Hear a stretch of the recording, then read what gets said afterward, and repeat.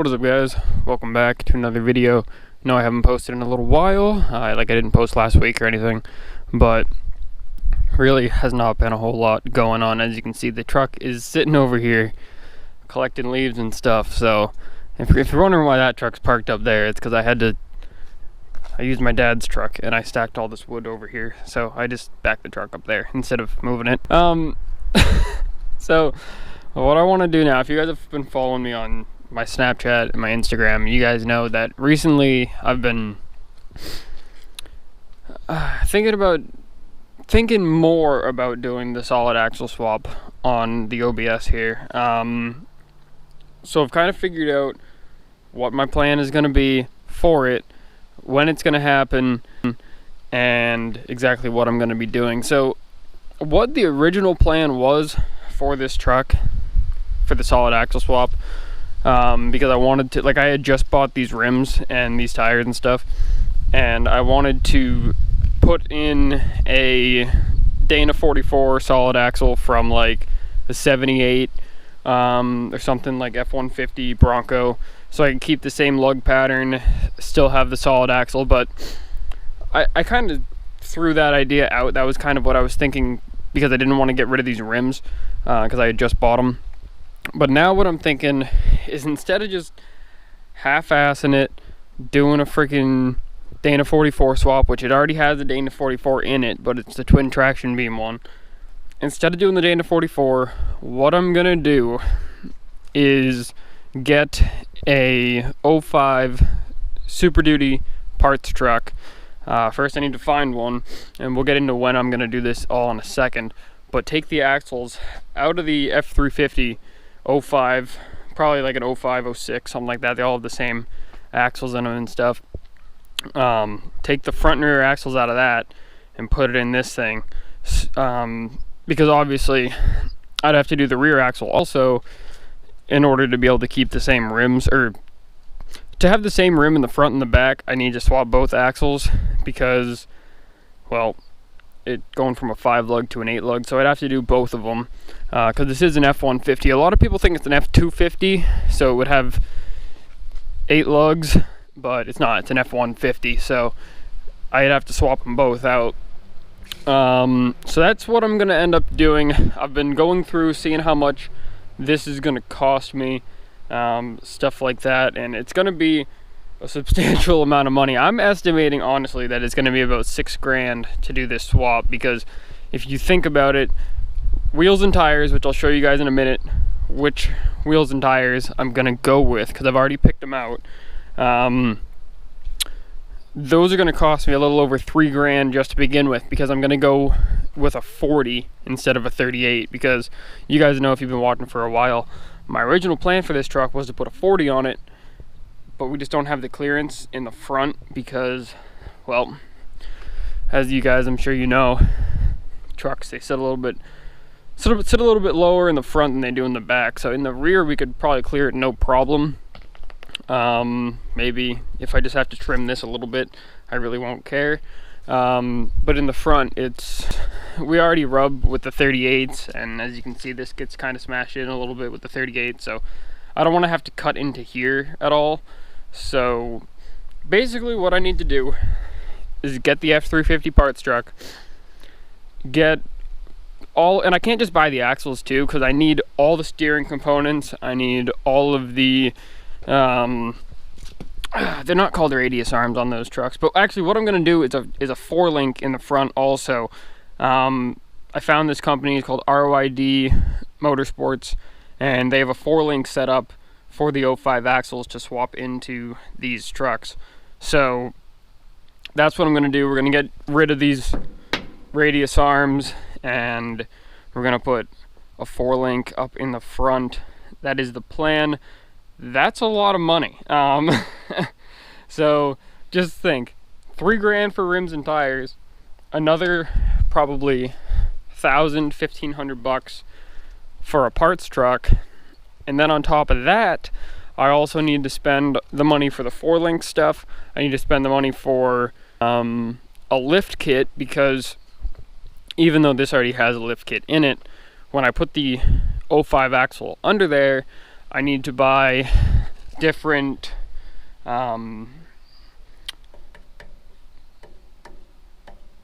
spacing what I'm spacing this right now. I'm gonna need to buy different coil spring hangers. I'm gonna need to buy all kinds of different stuff, so all of that's gonna come in. So I'm honestly probably looking at $6,000 just to do this swap. So with that in mind, plus I also, when I do it, I want to put a locker in the rear and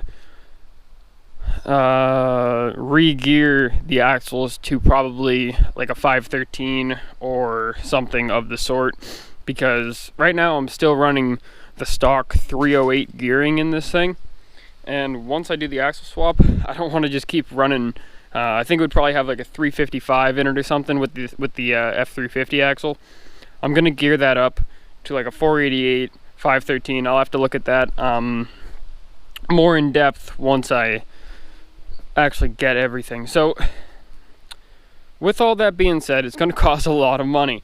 As some of you guys know, I don't make any money off of YouTube, so that's all basically coming out of pocket, you know, like none of this is going to be sponsored or anything. So I'm thinking that instead of doing it this winter, because I just don't, I can't do that this winter. If I sold the Civic, then I could do it, but that's my daily driver, so I'm not gonna do that even though I have the truck. I think what I'm gonna do is figure out what, well, I already know I need $6,000 basically, so I'm gonna set myself up a fund, bring it up to $6,000, and then in the springtime I'll go ahead and buy the parts truck, buy the lift kit components, which I'll probably be going with either a Pro Comp or something of the sort.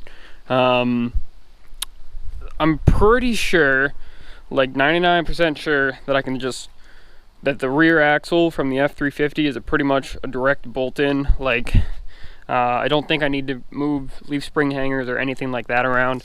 I'm pretty sure that it'll just work with these F-150 leaf springs that I have in it. I know that my drive shafts are going to have to be lengthened or shortened or whatever else, because I'm pretty sure the F350s don't just have this regular, the U-joints are different, I'm pretty sure. So that's all going to have to be figured out. I'm probably going to need to get custom made drive shafts, so that's going to be a lot of money also. I might actually blow the $6,000 budget for this thing, to be completely honest with you. But like I said before, if I'm going to do it, then I want to do it right. So that's just what I'm thinking. This will probably be happening in the springtime. So until then, we have until the springtime to wear these tires out, which is not going to happen with this thing driving, you know, freaking 50 miles a week, 30 miles a week, if that. So I'll probably end up selling these tires, which I can make some money back on these tires also. I could probably make $2,000 back on them, because these tires are like $460 a piece, and the rims I think were like $150, $200 a piece, something like that. So I can probably make back about $2,000 if I sell the wheels and tires, but we'll have to figure that out when it comes down to it. So yeah, it's gonna be a project. It's gonna be a process. It's not gonna happen for a little bit. Like I said, I need to get the money for it first.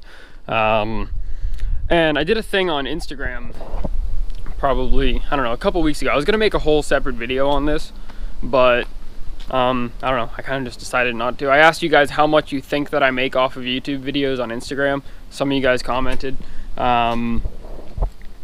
Really, what I make off of YouTube is like $100 a month. That's it. So it's not like making YouTube videos is gonna pay for absolutely any of this, all coming completely out of pocket. So that's just something I just kind of want to share that with you guys. Like, I only make $100 a month, if that, off of videos. I think last month I barely broke 100.